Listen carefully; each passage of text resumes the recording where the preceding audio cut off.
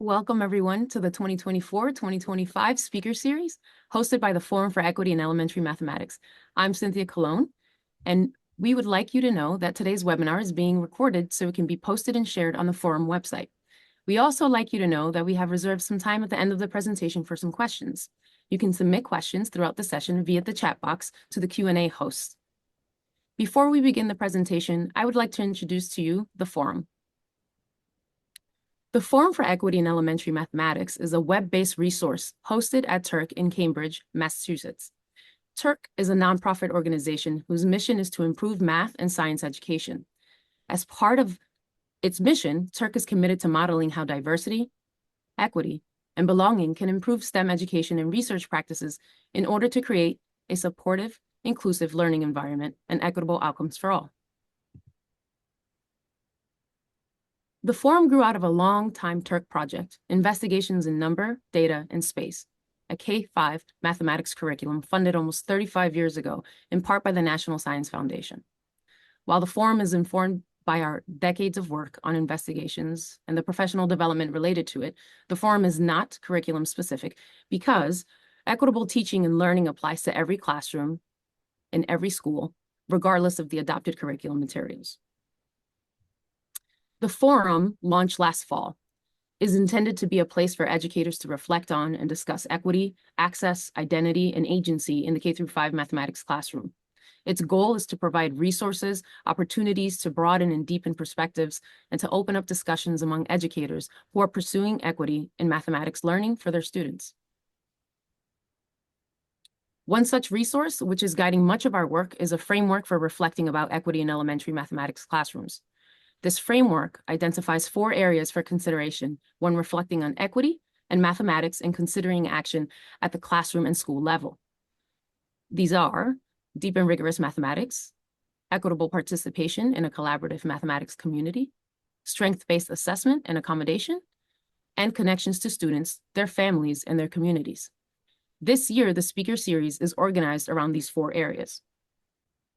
In tonight's session, Dr. Julia Aguirre will engage us in exploring how mathematics is a powerful human activity that not only supports meaning-making and decision-making, but also can be used to advocate for equity and justice. She'll highlight the essential role that families and communities play in enriching math learning, and will delve into equity-based practices and math tasks designed to help elementary students connect their mathematical learning to real-life experiences and take action towards positive change in their communities. Dr. Julia Aguirre is a professor of education at the University of Washington-Tacoma, specializing in critical equity studies in mathematics education and culturally responsive pedagogy. She's co-author of several books, including both editions of The Impact of Identity K-8 and K-12, Cultivating Mathematical Hearts, and Transforming Mathematics Teacher Education. Her current work includes a project, EQ STEM, which is an online resource hub which provides tools and strategies to help educators create equitable learning opportunities through mathematical modeling. Julia is committed to reimagining mathematics pedagogy to promote justice, joy, and civic engagement in education. Please join me in welcoming Dr. Julia Aguirre. Thank you so much. Really appreciate everyone being here. And I see some familiar names. And again, really good evening. And I know on the East Coast, it's evening time, so appreciate your time. I'm going to start by sharing my slide deck. And I hope that we can engage in some Q&A in the latter part of the talk. And I'm looking forward to sharing some ideas with you. The title is Mathematizing the World, and I generally do this kind of work really focusing on curriculum instruction. And today I'm thinking about it in terms of how we can make sense of and support the connections students bring with all the love and experiences they have from their families and communities, and mathematize that to make that more meaningful experience and learning in the learning spaces of elementary classrooms. First, again, starting out to thank you for all of the work that you're already doing in schools, in universities, especially in this uncertain time. I know those who are focused on really uplifting equity and justice in their work may find right now that being very difficult to do. I just want to say that I'm right there with you, and I have hope. And I know that there's lots of people out in the audience right now who are doing such amazing work. So I do think we can ride this out and actually transform and move forward and with the work around equity and justice in math education. So just a shout out to everybody on the webinar today. So the first thing I'd like to share with you is to have you think about this image. This is from a Chicano artist named Jake Prendes, who is here up in the Northwest. And I'd like you to think about how this image connects to math identity, family, and community. Could folks just kind of give a couple of ideas in the chat about what this image means to you? How does it connect math identity, family, and community? So Jenny says growth and strength, ancestry. Yes, we've been doing math since time immemorial, connecting to our history, ancestral belonging. Mhm. So remembering that math is something that we do outside of school since time immemorial. Our ancestors have done it. We do it every day. We engage with it, and we're going to continue to do it. So reminding ourselves the importance of how math is a human activity. We've been doing it forever. And we have to try to think about ways in which we can connect the math that we're doing all the time and our ancestors have done, and then what we're experiencing in school settings. All right, thank you for that. I'm going to continue. I'd like to talk about my positionality a little bit, just to help us help us ground all the things that we do as math educators and teachers, parents, and family members. We all have a positionality in this work. And so I'm going to just start briefly by sharing a little bit about me. So my name is Julia Maria Aguirre, and I was named after the older Mexican cousin who raised my father, Ricardo Aguirre, while my grandfather, Guadalupe, went and fought in World War II in the European theater. So he was raised in Mexico for a few years while my grandfather fought in the war. And it's important for me to tell that story because our names are very important to who we are and how we think about ourselves and our identity. On the left-hand side, you'll see this fresh-faced uh, couple who are my parents. And my mom was raised here in the Washington State, and they met at the University of Washington. And, you know, at that time, a brown man and a white woman getting together, getting married, in some places that actually wasn't allowed in this country. And so, and even in my generation, we've had some huge shifts in the ways in which we think about equity and equality and fundamental things like marriage. And so we still have lots of work to do in that area. Here in Washington State, for example, in 2015 was the first Marriage Equality Act that was passed to allow anyone who wanted to marry um, their love, they could. So I say that because it is important to acknowledge your background and your positionality. And I also wanted to share a little bit about my math education journey. And I show my high school picture. And of course, that's me, number 22 there. I was an athlete in school, a scholar athlete, and my two sports, my first love was basketball. My second love was soccer. And I went to a school that was half black and half white. And so in, I was a Seattle public school baby. And so at Garfield High School, those are my basketball teammates. And as you can see, almost all of them are black. And none of those women were in my honors classes. So I was in the honors AP class, and I could count on two hands how many people of color were in the honors classes at that time. I was also in the MESA program. MESA stands for Math, Engineering, Science Achievement. It was a national program, and different states started to adopt it. And I was one of the first classes to go through here in Washington State. And in that moment, it was designed to get more and more to diversify the STEM workforce. So we were really thinking about that back in the day, and I was in a place. Mesa was a place, a community where I could bring my whole self into this STEM education space. I didn't have to leave who I was at the door, and I really enjoyed that time interacting with students. And interestingly enough, none of my basketball teammates were in Mesa. And so I went to that education experience of being in honors classes and these specialized programs and playing basketball with a wonderful, very talented, amazing, brilliant group of women who weren't in those either of those settings to me really helped me think about how we are ranking and sorting students to have different kinds of experiences with regard to STEM. And academic apartheid or sharecropper education, which is what Bob Moses called it, is something that we need to eradicate. And that experience is what grounded me in this math education work. So just for a moment, I want you to think about your math journey and what were some critical moments that impacted your math identity, how you saw yourself as a STEM person or a math person, who influenced that, like your any family members or teachers or other people, other peers that you might have. So just sort of think about that for a moment. And this is the kind of question that I would invite people to, when you do professional learning experiences or you're engaging with your professional peers, think about that, how that experience might have impacted the way you move and think about math education and math teaching and learning specifically.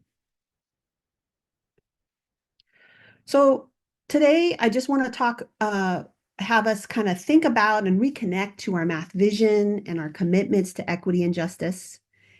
I want to affirm innovative ways to make math meaningful by centering students, families, and communities. And I want to have us think about uplifting student voice, identity, and agency, and advocacy around family and communities. So I'm going to specifically talk about two books that I'm very proud of my collaborations with Karen Mayfield Ingram and Danny Martin for the impact of identity, first in K-8 mathematics and then K-12 mathematics. And then also my collaboration with Dr. Maria Zavala at San Francisco State University, who I've been working with on culturally responsive math teaching.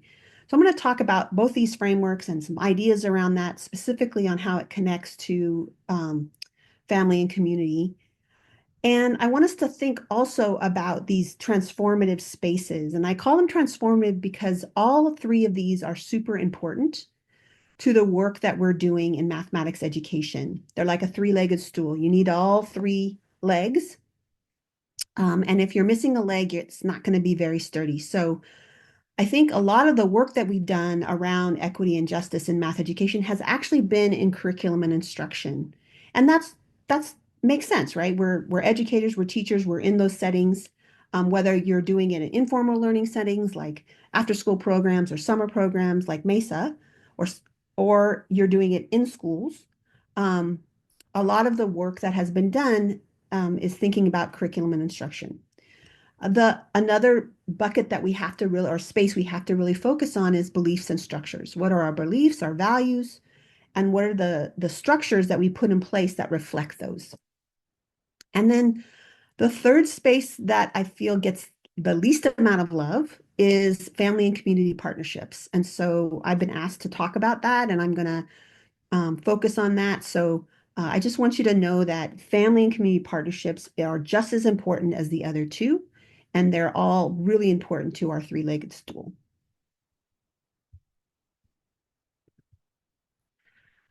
So let's start with, when we're thinking about earlier about positionality and how that impacts our math journey, we're thinking about how is our math identity shaped, right? And so math identity refers to the dispositions and deeply held beliefs that individuals develop about their ability to participate and perform effectively in math contexts and to use math in powerful ways across the context of their lives. And so lives meaning the students' lives. And their math identity is multifaceted, right? So there's self-understandings, it's the ways other people view you and position you. It's a constant negotiation, and it's often expressed as stories of lived experiences. So I don't know about you, but many probably in the audience right now have told people what they do. And when you say you're a math educator or a math teacher, maybe on the plane or on a bus, or oftentimes you get someone else's math story, or you might get how they feel about math. And so that's often expressed. It helps you connect to their math identity. And math identity is one of many identities that we have, right? So kids have, multiple identities that have to do with their academic identity, faith, culture, sports, family, all sorts of things. I want to uplift the work of Rochelle Gutierrez, who, um, if you haven't read her work, I really think it's something that on a must-read list. And we build on her work. We incorporate her work around the role that around teachers as identity workers. So all math teachers are identity workers. So by virtue of math being political, all math teaching is political. And if you don't believe that, think about what happens when you're trying to adopt a math curriculum in your district, right? All math teachers are identity workers, whether they consider themselves as such or not. They contribute to the identities students construct, as well as constantly reproduce what mathematics is and how people relate to it or not. So we as math teachers are constantly in shaping the students' math identities that we encounter. And they too are shaping how we feel and about math and teaching math. I also want to share a working definition of equity in math education. This comes from our book, and I'm going to read it out loud here. All students, in light of their humanity, personal experiences, backgrounds, histories, languages, physical and emotional well-being, must have the opportunity and support to learn rich mathematics that fosters meaning-making, empowers decision-making, and critiques, challenges, and transforms inequities and injustices. Equity demands responsive instruction that promotes equitable access, attainment, and advancement for all students. And I bolded that part in light of their humanity to make a point around, oftentimes when people talk about equity, they use phrases like, regardless of where they come from. It doesn't matter where they come from. And when you do that, that's unintentional, but is a way of disregarding all the things that they're coming to the space with, right? So if we, instead of saying disregard, regardless of where or not including where they come from, it doesn't matter where they come from. I'm arguing, and we argue in our book, that we need to take and shine a light on all the complexities and beauties of students' humanities that they come and they bring to our learning space. So if we switch that around and do some more of a strength sort of asset-based work on around that, it really opens up the opportunity for us to see how wonderfully complex and beautiful young people are. So in the Impact of Identity book, we focus on 5 equity-based practices, and I'm going to go through these 5, and then talk a little bit about some of the things that we just give you a hint, touch points about working with families in this work. So we have 5 equity-based practices. The first is drawing on multiple resources of knowledge, and we have a tool that you can use, like it's like a classroom practice tool that allows like teachers and educators to engage with each other around. It uses a rubric and has all of these equity-based practices in a kind of a rubric scale for you to sort of see where you're at in these equity-based practices. We start with the assumption that everybody is somewhere on has some strength. So thinking about as we go through these 5 equity practices, what speaks to you about what strengths do you have and maybe what stretches that you have. So drawing on multiple resources of knowledge, how does my instruction affirm and support my students' cultural and community and family funds of knowledge and multilingualism to learn math? So again, how are we drawing on the resources that families and communities bring into the math classroom as resources, not barriers? Another equity-based practice, and they're in a circle on purpose because you can start anywhere, is affirming mathematical learner identities. So a question you can ask yourself is, how does my instruction structure persistence and perseverance with complex math problems? So thinking about how we're developing and supporting students to have agency and persist and problem solve in their math classrooms. Another practice is challenging spaces of marginality. So how does my instruction widely distribute math knowledge authority in the classroom through centering students' lived experiences as spaces for math investigations, maximizing student-generated math questions, and minimizing differences among students, status differences? And then fourth is leveraging multiple mathematical competencies. So how does my math instruction identify and support math contributions from students with varied strengths and levels of confidence? The students are going to have different strengths. How am I leveraging that? How am I leveraging students who are really confident in math and students who still need to build that confidence? And then finally, going deep with the mathematics. How does my instruction promote close investigation of math concepts, procedures, and reasoning? All of those are very, very important. So those are the 5 equity-based practices. And one of the reasons why I started with the drawing on multiple resources of knowledge is that in the book, you have to start with something, and we listed them starting with going deep with the math first. The problem with that is sometimes people just stay there and they say they're doing the 5 equity-based practices, but they're really only focusing on going deep with the math. And what I really want to express to you is that all of these are important, right? And drawing on multiple resources of knowledge is critical if you want to engage in culturally responsive and equity-focused math practice. All right. So let's talk a little bit about some family and community essential partnerships. So one of the things that I start with is, so in our Impact of Identity book, there is a chapter called Math Strong. And in it, we describe an activity you can do that there's actually 2 activities. One is called Math Strong and the other one is called What Have You Heard?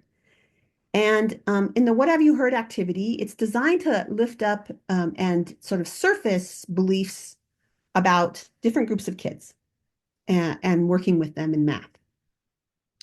So this right here is oftentimes what is written about specific groups of children that highlight families and communities. So as you can see in most of what is said, it's actually quite negative, right? Very deficit oriented. They don't practice math or read with them during the summer, or education isn't valued, or parents are not involved, or they don't have any motivation. And so these are common ways, common beliefs about families that really makes it difficult sometimes to create authentic and positive partnerships that are essential for students to feel like they belong and can do math. So what we know from research, right? So family engagement with math. So there's a positive relationship between family engagement and student achievement. And persistent deficit uh, labels about families and communities exist as barriers, right? So there's constant narratives around particular families and communities as being barriers to their children's education, and that was reflected in the quotes beforehand. Reform math often is unfamiliar or inaccessible, especially to non-dominant parents. And historically marginalized families are often left out of critical conversations with respect to math reform or math education. So specific families get their voice heard and other families don't. And we need to think about how we can change that. Other things we know about from research, I think Martha Seville's in the audience here, and she's like groundbreaking in this work. Families are intellectual resources for mathematics teaching and learning, and parents can be co-educators with teachers to support children's math learning. And also new teachers, brand new in the field, pre-service teachers can leverage these intellectual resources to support rich, rigorous, and relevant math for students. So they can leverage parents and communities to support as math resources for lessons to support children's math learning. Um, Sometimes people ask, well, how do you gain access to family and community knowledge? Well, there's student surveys and interviews you can do. You can ask what it's like to be in their neighborhood or ask about family activities. You know, you want to get to know the families that you're working with, right? Um, so getting like questionnaires and things that can be really helpful, or having conversations with families is wonderful. Listen actively and for opportunities to mathematize situations, and we're going to do that a little later today. And then ask students to explain their solutions, right? So asking and supporting families and communities to ask kids to talk about math is really helpful. You can also examine textbooks from other countries. So many consulates have the textbooks from home countries that you might be able to utilize as a resource, and also community organizations. You can take a community math walk and engage your uh, walk around your students' communities, right? Neighborhoods. Find out who the merchants are, who the community leaders are, the families, the faith centers. Visit them, get to know them. We do a community math walk with our pre-service teachers, and it offers an opportunity for them and their students to get to know each other in a different kind of way. And you can also create community-based assignments that necessitate the connection to make asking community members to talk with you, have math conversations, right? You can make community-based assignments like problems of the week or problems of the day or inquiry-based projects around current events, uh, book access, emergency kits, cooling and heating centers, parks and green space, community gardens, water quality, right? Air quality, community safety, right? These are all things that students may actually have. Um, we have found that our students have lots to say, and when asked, parents and community members also have lots to say, and on many of the things that they're wondering about and questions can be mathematized. Lastly, the work of Anna Shimuro is really, I think, also someone that you might want to know, where she's talking about engaging families as knowers and doers, decision makers and co-designers, very, very similar to Marta Seville's work. Recognizing and interrogating the complexity of family and community-based math knowledge. So getting to know what is going on mathematically that families do all the time, and being able to expand what we know or think about as math learning.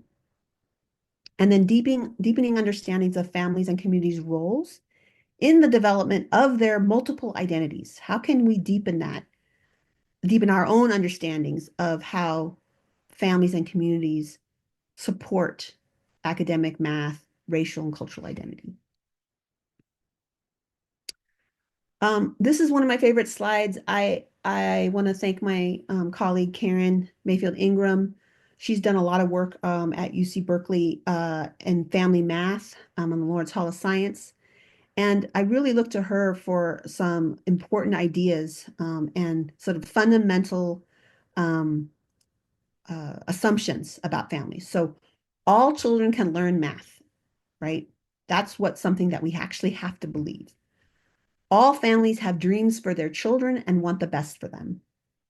All families have the capacity to support their children's learning, and families and school staff have complementary roles in a child's education. So we're doing it as a team. And some things I'd like to leave this group thinking about, and we explore these ideas in our in the Impact of Identity book, is to think about the examples um, of ways in elementary school settings how you connect how you connect your math vision to families. Like, how do you communicate your math vision to families? And how do you communicate math learning progress, for example? So here are some ideas and things that we would like you to rethink, perhaps. A common venue is class newsletters, letters, and websites. Take a look. How do you position math in those newsletters or websites, like your class website? What do you put on there that is math that supports math? Some people have family math nights. What do those look like? And why do you have them? What's their purpose? Sometimes math vision is expressed at the back to school nights, right? So how do you set the families up to understand what math teaching and learning is going to look like in your class? And then school conferences are another really important and yet vulnerable spot place for families to and teachers to be collaborators around supporting math learning.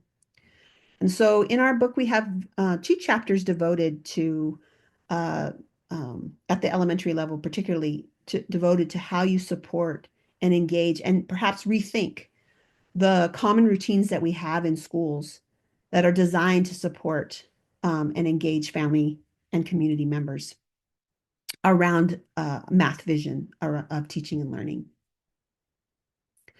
So that's something for us for you to sort of hold and think about, and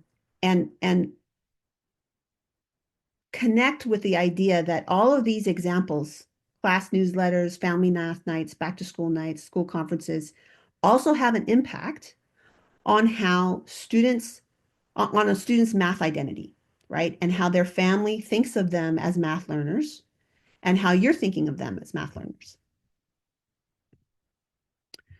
So we talked about equity-based practices and connecting and using uh, community and family as intellectual resources for math teaching and learning. And so now I'm going to talk about another framework that I have with the work around culturally responsive math teaching. And this comes from the Cultivating Mathematical Hearts book, which is kind of it is a framework that Dr. Zavala and I have been thinking about for the last 10 years. And you'll see a lot of overlap here, and that's okay. And you may see some things that are distinct with the two frameworks. But now you have two things that you can actually connect with that is designed to explicitly support equity and culturally responsive math teaching. So we start with this definition. Culturally responsive math teaching involves a set of specific pedagogical content, pedagogical knowledge, dispositions, and practices that privilege math, mathematical thinking, cultural and linguistic funds of knowledge, and issues of power and social justice in mathematics education. Culturally responsive math teaching interrogates and innovates mathematics instruction to be transformative and humanizing experience for everyone. So again, think about what words in this definition. We had an equity definition before, and this is culturally responsive math teaching. It's a working definition. What words stand out for you? It's really important to sort of share with you the theoretical roots of this work. So Bettina Love talks about how theory helps us explain and examine our realities and our students' realities. Theory does not solve issues, only action and solidarity can do that. But theory gives you a language to fight, a knowledge to stand on, and a humbling reality of what intersectional social justice is up against. So culturally responsive math teaching comes from sort of the kind of in the intersection of pedagogical content knowledge, which is an area of knowledge that has deep roots in the literature, but it's the kind of teaching math knowledge that we have, right? Not the content or the subject matter knowledge, but the how we teach the math knowledge. It's also grounded in all of the culturally responsive pedagogies that come from multicultural education and liberatory pedagogies. We draw specifically on the work of Geneva Gay and Gloria Ladson-Billings. Geneva Gay was the person that coined the term culturally responsive pedagogy. And then we also included in this iteration of the framework some really important ideas around rehumanizing mathematics. And Rochelle Gutierrez writes a lot about that. And I, again, invite you to look at her work, but that we're embodied and lived mathematics. And it challenges the notion that math is culture free and asserts the political teaching of math. So all of these three things are theoretical sort of roots for our work. So this is the framework, and I want to just point out that the colors actually have a meaning. The colors are tied to the Mardi Gras colors. Green means faith, gold means power or empowerment, and purple means justice. So that is intentional. I just wanted you to know that. And we identified sort of three strands, knowledge and identities, rigor and support, and power and participation. And each strand has three dimensions. And I think of them as strands. You want to think of them as like ways in which you can interweave these strands together. And of course, when you do that, the more you have, the stronger the cloth is. So knowledge and identities, the three dimensions are centering cultural and community funds of knowledge, helping students connect math with relevant issues and situations in their lives, rehumanizing math, supporting creativity and broadening what counts as math knowledge and affirming positive math identities, honoring students' thinking and ideas, creating opportunities to elicit and express and build on student mathematical thinking in the multiple ways in which they happen. And then rigor and support, sustaining cognitive demand. So enabling students to closely explore and analyze concepts, procedures, and problem solving. Scaffolding up, so maintaining high rigor with high support for all students. So that like high ceiling, low floor, wide walls. Affirming multilingualism, so making space for multilingual learners to be central participants in math activities.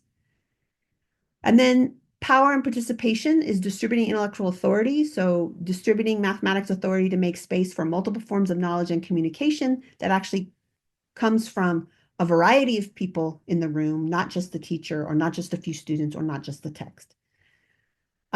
Disrupting status and power. So disrupting status differences, entrenched stereotypes, and inequitable relationships present in all math classrooms because math classrooms are not immune to the societal forces that are impacting them.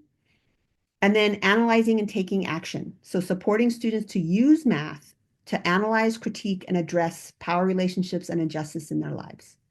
So again, this is another framework. Some of the same kinds of themes may be coming up for you.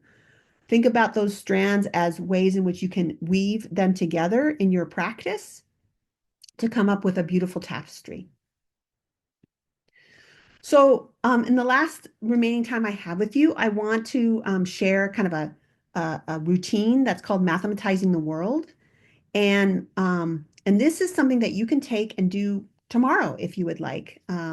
And that really values supporting students' observation, problem posing with math. So here's a picture showing an image. Take a look and you ask three questions. What do you notice? What do you wonder? And what questions can be answered with math about this particular image?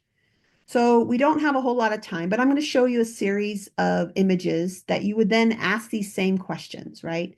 So this is two young people with a dolly and moving these big water jugs. So some students are going to notice that. Some students are going to wonder about that.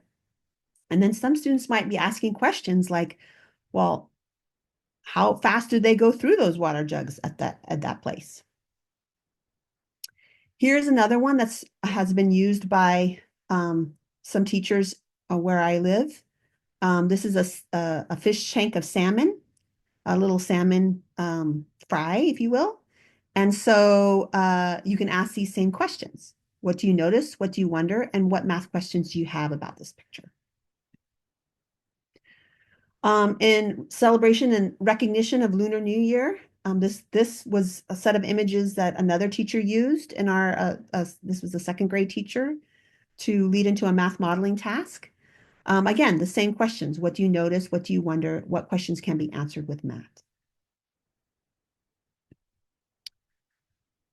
This has those three questions, but then there's a third question. So when you ask the question about what questions can be answered with math, or what math questions can you come up with about this picture, then you can follow that up with, why is that particular question or issue important? So why is that question important? Who would care about that question, right? We invite you to do it with, there's some wonderful interactive maps. So you can do these with maps and have students sort of think about, in this case, the air quality. So this is the world. I just did this today. 300, or that maroon color, is really, really bad. Green is where we want to be, right? And so this was the world at the moment that I took this picture. And so kids you would ask the same question. What do you notice? What do you wonder? And what kinds of questions can you answer with mathematics? Here's the US, right? Just a while ago. So, things may pop up for you, like, what's going on here in Texas, right? Or on the Texas-Oklahoma border. Why is that 722? That's like pretty bad. What's going on there? And so again, having different ways and different kinds of images, um, um, data and graphs can also be used, and you can ask these same questions. You don't even have to have numbers on it. This is one that we used in a library diversity task, where students were asked to notice and wonder, and then asked to, in their wonderings, a lot of math questions came up. So this is about diversity in children's books. And this is a slow reveal graph about sports. So even average season fees per player to participate in a team sport. So access to sports, who has access? How much does that cost? I think is something that students and families might be actually quite interested in and have something to say about. So again, these are all examples to give you a sense of what you could do with this mathematizing the world routine, right? The first part is finding a hook. The key is to planning one of these, this mathematizing routine is to find an image or something that has mathematical features and contextual features that will stoke students' curiosities. So this is like a pumpkin patch, right? The other thing I'd like to share is that mathematizing the world, the image that you choose should be mirrors and lenses. So mirrors where you choose something in which children can see themselves in it, or something that's happening in their own community, right? And then you can show them something that's very different for them, and give them a lens and be able to analyze what's going on in the world around them that's different from them. This is a very, very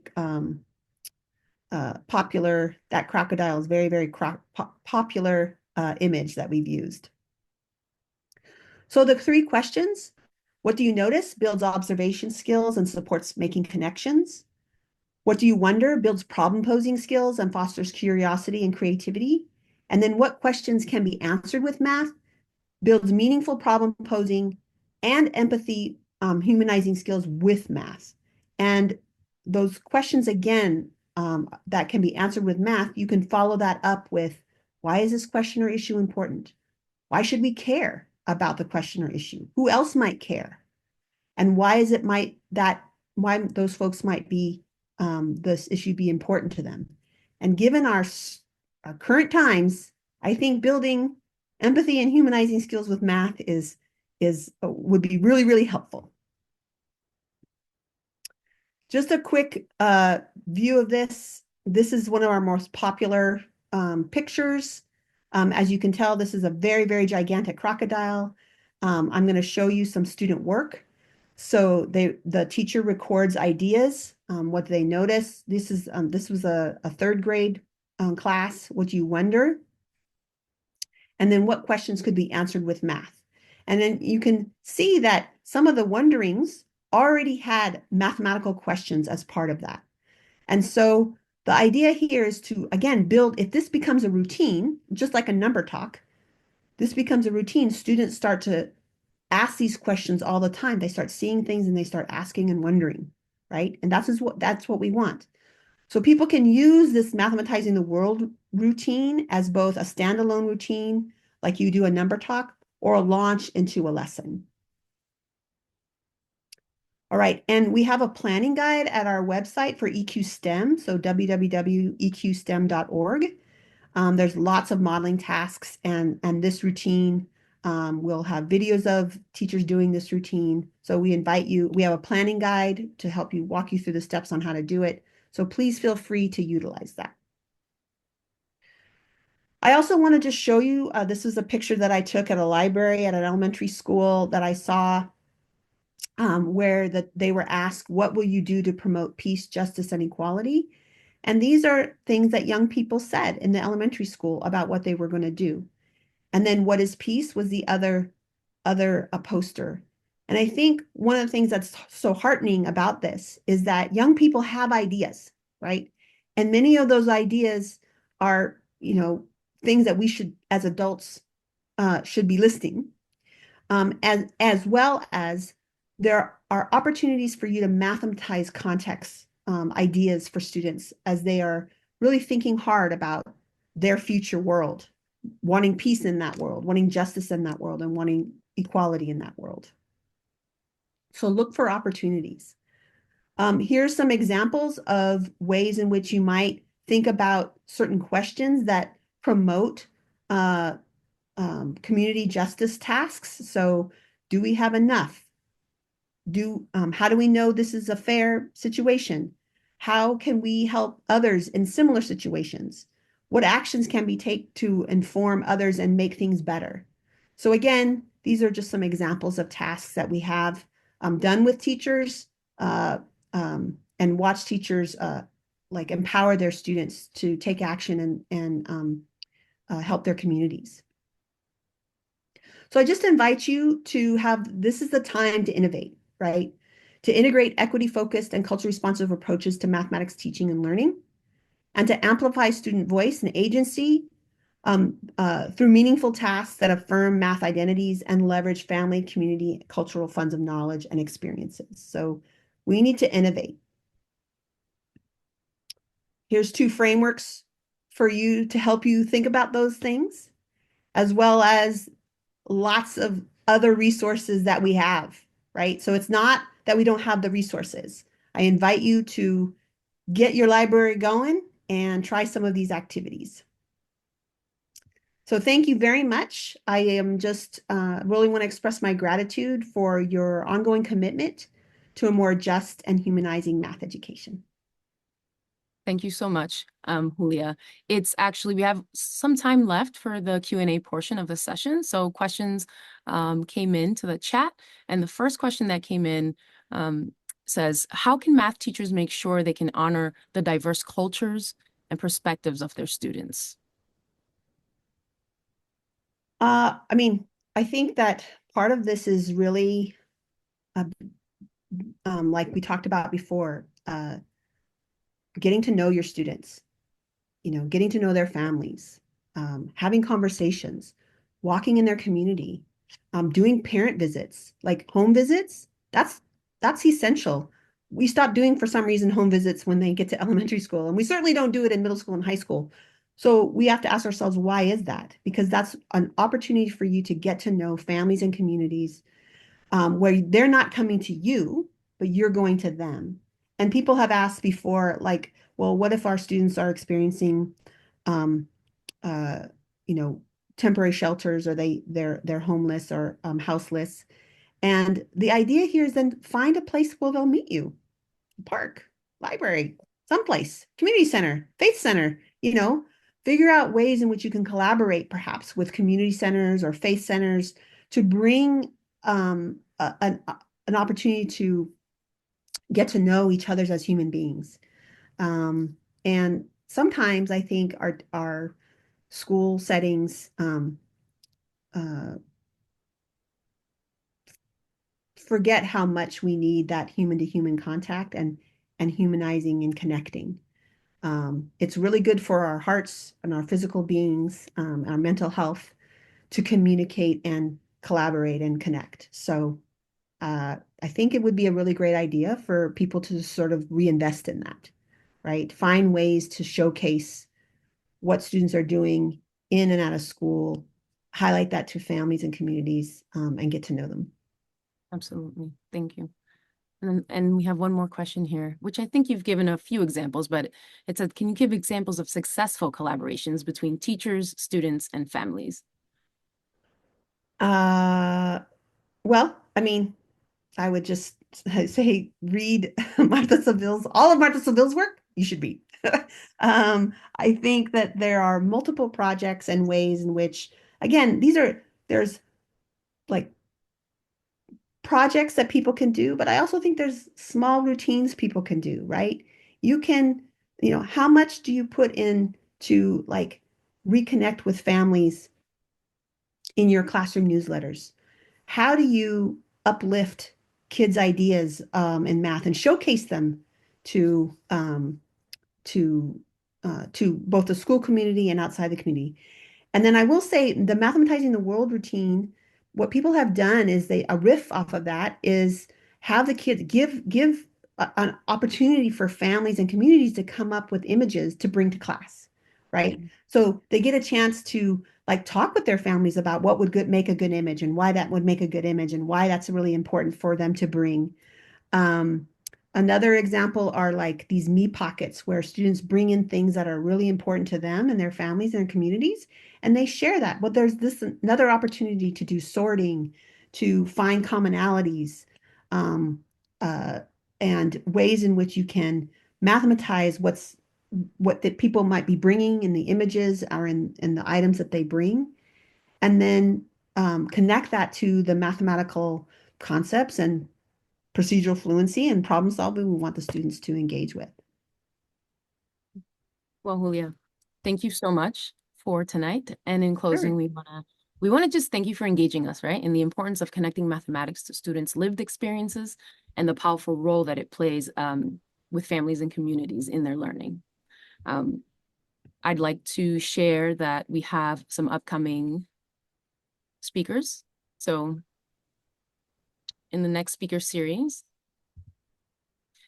we will be joined by Dr. Elham Kazemi, who explores how storytelling and collaborative classroom communities can promote equitable participation, foster children's identities as mathematicians, and honor their diverse ways of thinking. We hope that you will take a few moments to explore the website and the resources it has to offer, including the related work page where you will find more information about the work featured throughout the speaker series. And on behalf of the forum, thank you for joining us. We look forward to seeing you again on March 6th at 7 p.m. Thank you.